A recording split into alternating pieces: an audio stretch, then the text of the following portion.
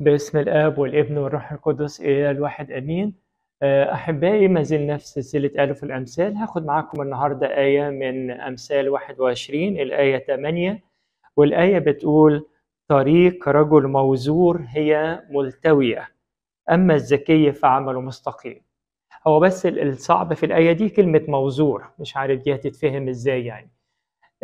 رجل موزور هنا معناها إن هو رجل شرير، رجل في الإجرام، راجل.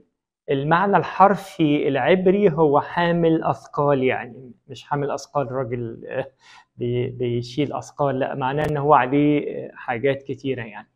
فمعنى الآية بتقول طريق راجل موزور، راجل شرير، راجل في الإجرام، هي ملتوية. ما هو ده مش هتاخد منه طريق مستقيم في النهاية، يعني اللي هيمشي بالطريقة دي هتلاقي طرقه ملتوية. لكن النص الثاني من الآية واضح جدا، وهو أن الإنسان الذكي، الإنسان الصديق، الإنسان البار يقول عنه كتاب فعمله مستقيم. الإنسان اللي ماشي في طريق ربنا هتلاقي كل حاجة بيعملها ماشية مظبوط.